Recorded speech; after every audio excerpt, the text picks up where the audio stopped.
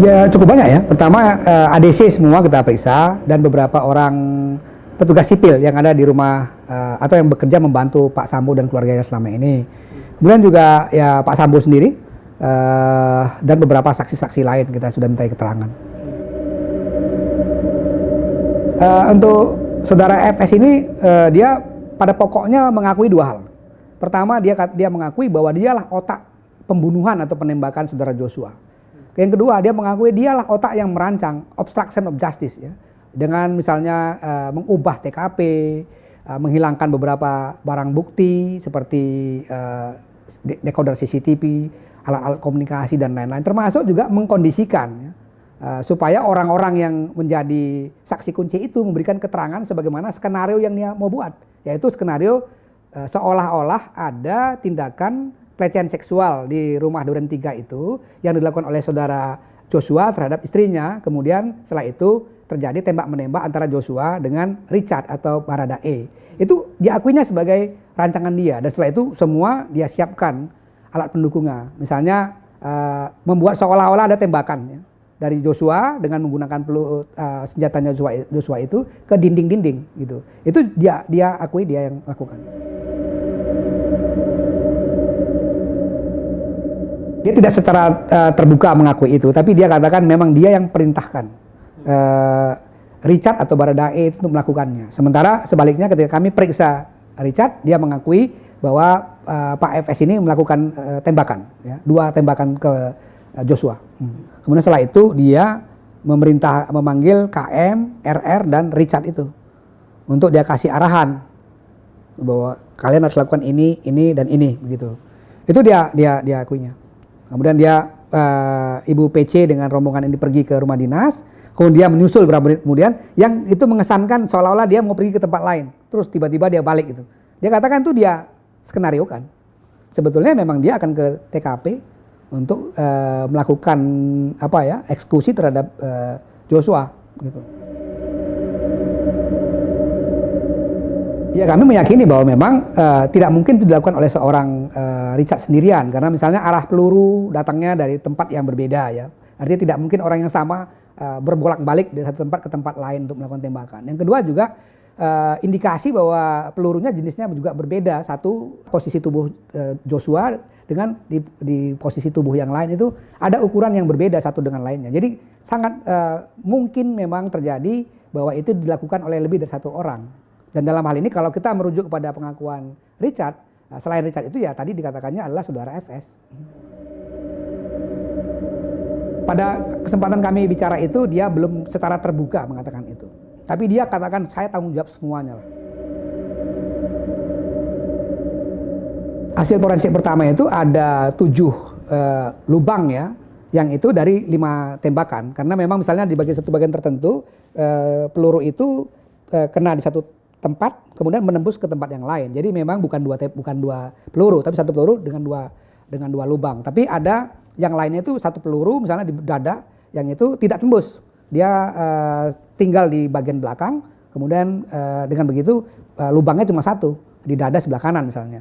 Yang lainnya gitu juga. Jadi totalnya semua kurang lebih itu ada 5 tembakan dengan jumlah liang atau lubangnya itu memang lebih dari 5.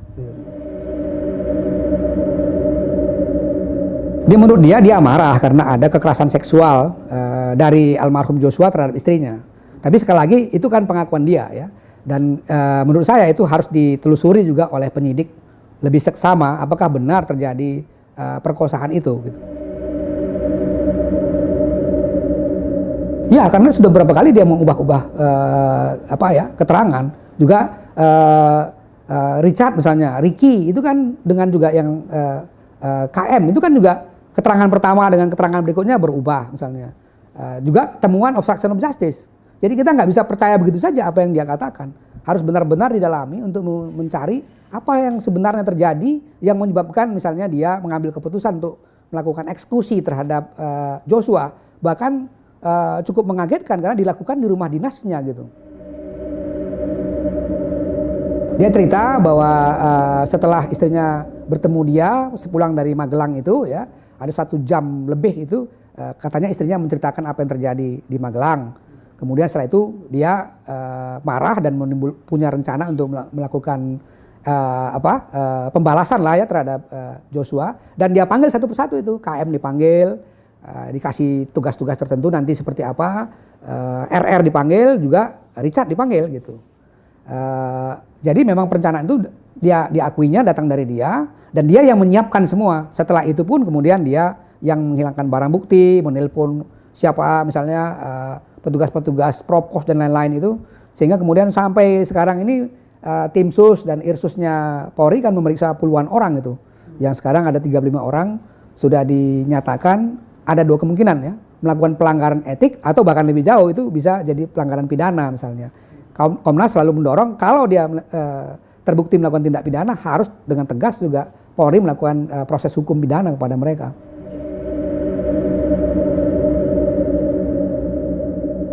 Ya, itu dia akui misalnya ketika seolah-olah dia kan pergi ke satu tempat bukan rumah dinas ya. Terus kemudian kalau dilihat di CCTV itu kan patwalnya berhenti.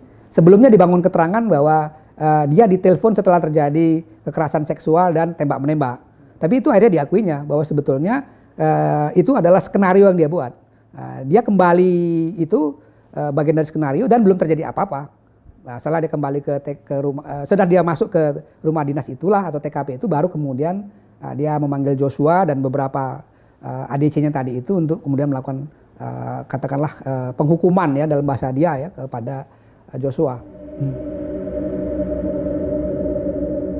Ya salah satunya jelas tadi ya ada pengkondisian ya. Jadi di situ terlihat bahasa-bahasa memang sudah ada skenario dan mereka diingatkan untuk nanti kalau ada pertanyaan ya ingat itu skenarionya gitu.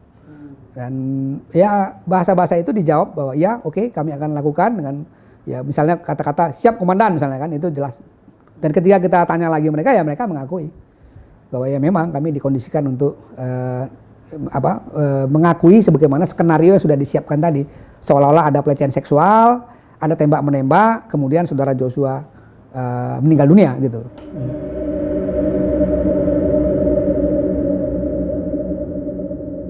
Apakah Anda mengakui ya, Anda yang merekayasa semua ini?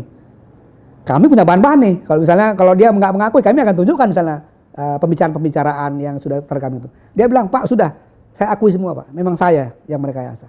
Saya otaknya.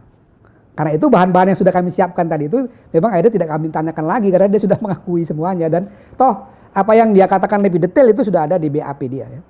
Tapi dia sangat kooperatif waktu itu, menyampaikan semua halnya. Sekali lagi dia hanya minta dipahami emosi saya seperti ini. Walaupun dia katakan saya tidak bisa membenarkan tindakan ini, saya salah. Saya tanya juga waktu itu, kamu merasa bersalah nggak dengan Richard? Yang ini masih muda, saya bilang, dia nggak punya motif apa-apa, anak buahmu. Sekarang dia terkait-kait dengan masalah ini, dia ngaku dia salah. Ya yang dia bilang saya juga bersalah terhadap Richard. Nah itu tidak dijelaskan ya. Apakah cuman dikasih tahu bahwa ketika dia memanggil satu persatu itu sendirian dia. Pengakuan dari 3 orang ini juga begitu, ketika dipanggil dia hanya berhadapan dengan FS, tidak didampingi oleh ibu. Mereka pergi ke rumah dinas, ibu PC-nya masuk ke dalam kamar tidur itu. Jadi mereka melakukannya di ruang tamu. Tapi sekali lagi itu pengakuan mereka gitu. Itu yang harus diuji kan. Apakah benar 100% seperti itu? Walaupun setidak-tidaknya sekarang pembunuhan berencana sudah ada pengakuan, ada kesaksian, obstruction of justice-nya sudah ada yang mengakui dan sudah banyak orang yang diperiksa. Tapi kan untuk lebih memastikan apakah ini penembaknya hanya 1 atau 2 atau mungkin lebih dari 2, itu kan tetap harus kita buka kemungkinan-kemungkinannya dengan pembuktian-pembuktian yang valid itu. Ya dia mengakui bahwa keterangan yang pertama dulu itu sebetulnya adalah pengkondisian yang harus dia sampaikan kalau dalam pemeriksaan kepada penyidik, kepada tim sus misalnya, kepada Komnas HAM, dan itu sudah disiapkan untuk dia selalu menjawab seperti itu. Belakangan dia mengakui bahwa itu adalah keterangan yang tidak sebenarnya. Kepada Komnas HAM kemarin dia katakan bahwa itu atas perintah Pak Sambo. Jadi dengan demikian yang sebenarnya itu ya begini, dia ceritakan lah sama dia. Dia tidak tahu menahu apa yang terjadi di Magelang, karena ketika dia pulang dari satu tempat mau masuk ke kamar di lantai 2 itu dia dilarang naik katanya. Setelah itu baru dia boleh masuk kamarnya, dia istirahat. Nah di Jakarta juga dia tidak tahu menahu, tiba-tiba dipanggil, dikasih perintah seperti itu oleh FS, yang dia juga bingung kenapa semua itu dia tidak mengerti, sampai di TKP diperintahkan lagi untuk melakukan penembakan. Peluru-peluru itu juga atas perintah dari FS untuk mengisi, termasuk kepada senjata Glock 17 dan HS9 itu. Semua atas perintah, dia bilang. Ya, dia katakan begitu. Kepada kami dia katakan begitu, kepada tim sus juga, karena kami kan ada koordinasi sama tim sus ya, mengatakan yang sama. Juga kepada penyidik dia katakan yang sama. Dan ketika kami cross check lagi kemarin, dia katakan iya, itu keterangan yang sebenarnya Pak.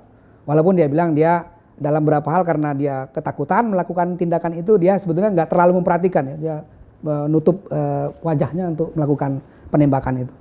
Jadi dia kalau ditanya persis, misalnya berapa kali FS melakukan tembakan, dia tidak terlalu ingat. Tapi dia tahu bahwa FS memegang senjata dan menembak. Ya, saya sudah bicara dengan beberapa pimpinan tim sus ya. Saya katakan bahwa tolong dipastikan konstruksi peristiwa dengan alat bukti dan lain-lain itu memang harus betul-betul rapi dengan dukungan alat bukti, informasi, data yang valid.